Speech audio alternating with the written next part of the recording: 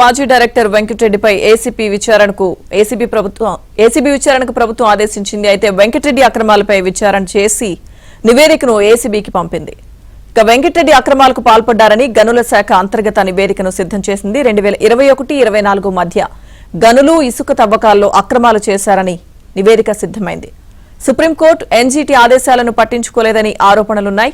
దీంతో వెంకటరెడ్డిపై క్రమశిక్షణ చర్యలకు ఆదేశిస్తూ ప్రభుత్వం ఉత్తర్వులు జారీ చేసింది. వెంకటరెడ్డి సస్పెన్షన్ తో పాటు తదుపరి చర్యల కోసం ఏసీబీకి నివేదిక పంపుతూ సీఎస్ నీరబ్ కుమార్ ఆదేశాలు జారీ చేశారు. అప్డేట్స్ మా ఏపీ బ్యూరో చీఫ్ రామారావు అందిస్తారు. రామారావు. లక్ష్మీదుర్గా ఏపీ ఎండీసీ మాజీ ఎండీ వెంకటరెడ్డిని రాష్ట్ర ప్రభుత్వం సస్పెండ్ చేసింది. ఆయన కోస్ట్ గార్డ్ నుంచి ఆంధ్రప్రదేశ్ డిప్యుటేషన్ మీద రావడంతో ఆయన నిన్న రిలీవ్ అయ్యి వెళ్లాల్సింది. అయితే గనుల శాఖలో జరిగిన 2019 నుంచి 24 వరకు జరిగిన అక్రమాలు, అదేవిధంగా ప్రైవేట్ కంపెనీలకు దోచిపెట్టేందుకు ప్రభుత్వ ఖజానాకు తీవ్ర నష్టం వాటిల్లిందని, ఇసుక అక్రమ తవ్వకాలను కూడా చేసి ప్రైవేట్ వ్యక్తులకు దోచిపెట్టారని, దీంతో పాటు నేషనల్ గ్రీన్ ట్రిబ్యునల్ అదేవిధంగా సుప్రీంకోర్టు తీర్పులకు విరుద్ధంగా కూడా వ్యవహరించారు అని కూడా ఆయనపై పలు ఆరోపణలు వచ్చాయి. ఈ నేపథ్యంలోనే వీటన్నిటిని పేర్కొంటూ కూడా వెంకటరెడ్డిని సస్పెండ్ చేస్తూ గత రాత్రి ప్రభుత్వం ఉత్తర్వులు ఇచ్చింది.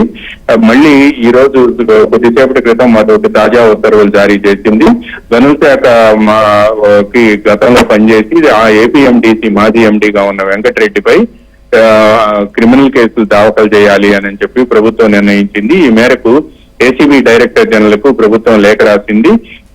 వెంటనే ఆయనపై ఉన్న ఆరోపణలకు సంబంధించి నివేదికను పరిశీలించడంతో పాటు ఆయనపై వెంటనే తగిన చర్యలు తీసుకోవాలని, ఆయన చర్యల కారణంగా రాష్ట్ర ఖజానాకు తీవ్ర నష్టం వాటిల్లింది అని కూడా ఆ లేఖలో ప్రభుత్వం పేర్కొంది.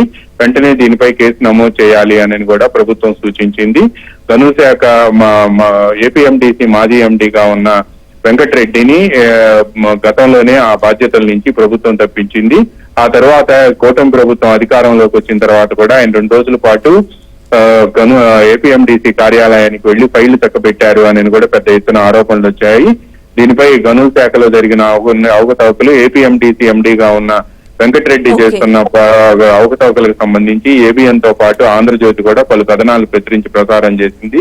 ఈ నేపథ్యంలోనే కూటమి ప్రభుత్వం ఈ చర్యలు తీసుకోవడంతో ఈ వ్యవహారం ఇప్పుడు చర్చనీయాంశంగా మారింది. అదేవిధంగా గనుల శాఖ ఏపీ ఎండీసీ మాజీ ఎండీ వెంకటరెడ్డిపై ఏసీబీ కేసు నమోదు చేసే అవకాశాలు కూడా కనిపిస్తూ ఉన్నాయి. లక్ష్మీదుర్గా. Thank you Ramarao.